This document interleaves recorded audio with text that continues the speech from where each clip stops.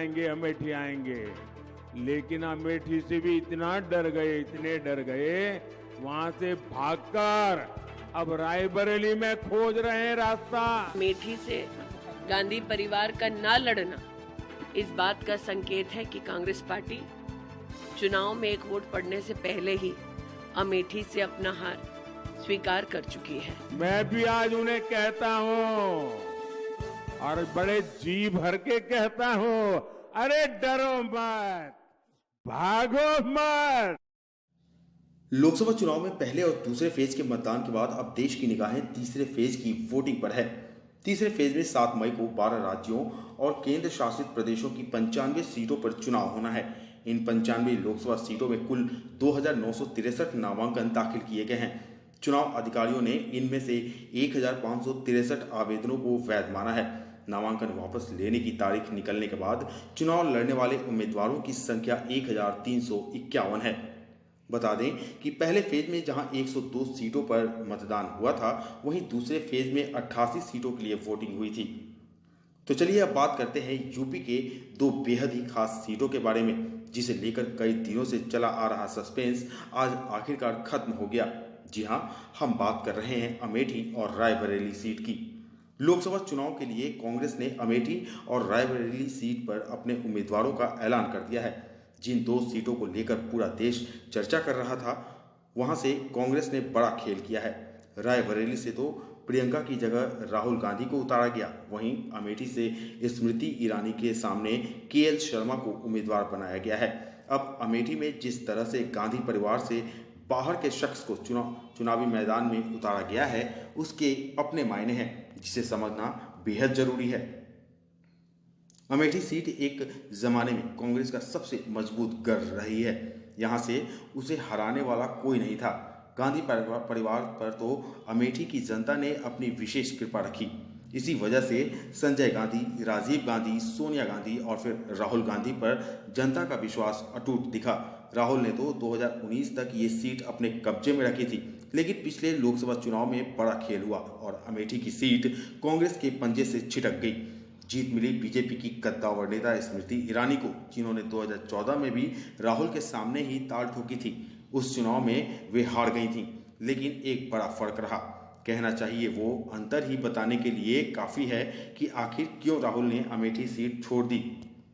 असल में स्मृति को जब 2014 में हार मिली थी, उन्होंने सिर्फ वो सीट गंवाई, लेकिन खुद को अमेठी की जनता से दूर नहीं किया था। हार के बावजूद भी ऐसा देखा गया कि राहुल गांधी से ज़्यादा उपस्थिति क्षेत्र में उनकी रहती थी। उन्हें कहने को विपक्ष की भूमिका निभानी थी, उन्होंने उसे भी पूरी शिद्दत के साथ पूरा किया। राहुल को हर मोर्चे पर घेरा, हर बार उनकी जवाबदेही तय की। स्मृति ईरानी ने बार बार नैरेटिव सेट किया, जैसे राहुल गांधी ने या गांधी परिवार ने आपके लिए इतने सालों में क्या किया है। जनता के मन में भी वो सवाल घर कर गया और 2019 में सबसे बड़ा उलटफेर हुआ। गांधी परिवार से आने वाले राहुल अपने ही गढ़ में हार गए। अब कहने को कुछ लोग बोल सकते हैं कि मोदी लहर के दम पर अमेठी में वो उलटफेर हुआ था, लेकिन असल में अमेठी में ताकत स्मृति ईरानी की लगी थी। उनके जनसंपर्क अभियान और जनता के साथ बने मजबूत कनेक्ट ने उन्हें अमेठी में लोकप्रिय कर दिया था।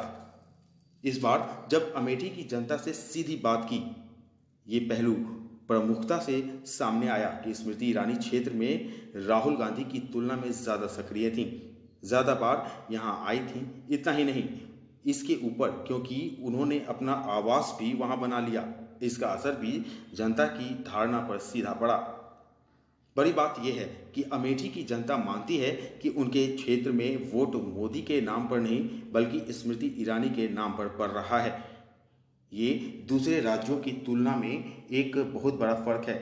ग्राउंड रिपोर्टिंग के वक्त जब मथुरा गए, दिल्ली के सीलमपुर, जाफराबाद गए, गाजियाबाद गए या फिर रायबरेली ही क्यों ना हो, हर जगह ये बात कॉमन थी कि प्रत्याशी से ज़्यादा ज़रूरी मोदी का चेहरा था। लेकिन अमेठी एक अपवाद निकला जहां पर मोदी से ज़्यादा बड़ा फैक्टर स्मृति ईरानी है।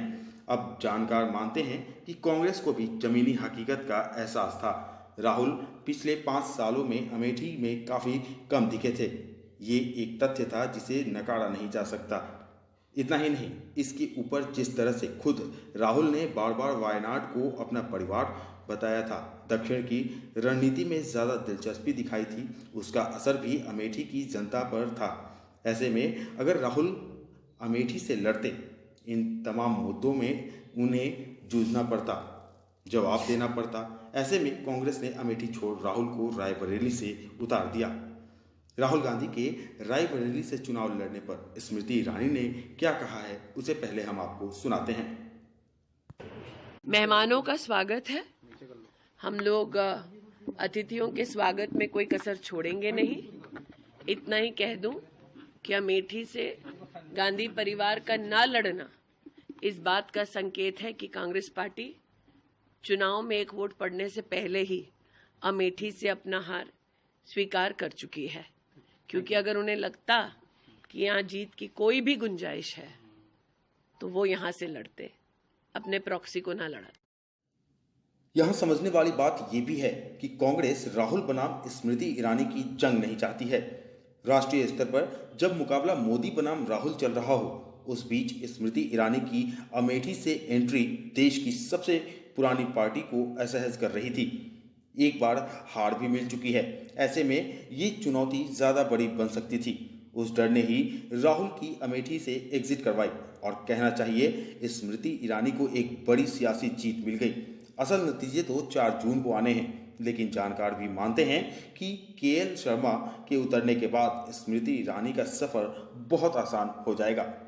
बहरहाल राहुल गांधी के आज रायबरेली से पर्चा भरने के बाद प्रधानमंत्री मोदी ने राहुल गांधी के बारे में क्या कुछ कहा है, वो हम आपको सुनाते हैं।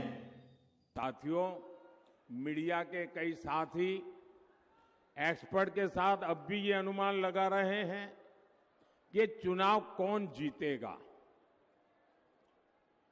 अब ना किसी ओपिनियन पोल की जरूरत है, ना किसी एग्जिट पोल की जरूरत है। मैं उन्हें कब से बता रहा हूं, देश बता रहा है कि भाई रिजल्ट क्लियर है। मैंने तो पहले ही कहा था कि इनकी बड़ी ने, मैंने पार्लियामेंट में कहा था, तब तो चुनाव को 2 महीने की 3 महीने की देर थी। मैंने कहा था इनकी सबसे बड़ी नेता चुनाव लड़ने की हिम्मत नहीं करेगी, वो डर के मारे भाग जाएगी। और वो भाग करके राजस्थान गई और राजस्थान से राज्यसभा में आई और हुआ भी यही। मैंने पहले ही बता दिया था कि शाहजादे वायनाड में हारने वाले हैं और हार के डर से जैसे ही वायनाड में मतदान समाप्त होगा, वो दूसरी सीट खोजने लग जाएंगे। और अब दूसरी सीट पर भी उनके सारे चेले चपाटे कह रहे थे अमेठी आएंगे, अमेठी आएंगे, लेकिन अमेठी से भी इतना डर गए, इतने डर गए, वहां से भागकर अब रायबरेली में खोज रहे हैं रास्ता। ये लोग गुम गुम कर सबको कहते हैं डरो मत। मैं भी आज उन्हें कहता हूं और बड़े जी भर के कहता हूं, अरे डरो मत, भागो मत। और आज मैं एक और बात कहूंगा, कांग्रेस इस बार पहले से भी कम सीटों पर सिमटने जा रही है। वो पहले से कम सीटें लड़ रहे हैं तो अपने आप भी कम जाना थल है। अब देश भी समझ रहा है कि ये लोग चुनाव जीतने के लिए चुनाव नहीं लड़ रहे हैं, ये सिर्फ और सिर्फ देश को बांटने के लिए चुनाव के मैदान का उपयोग कर रहे हैं।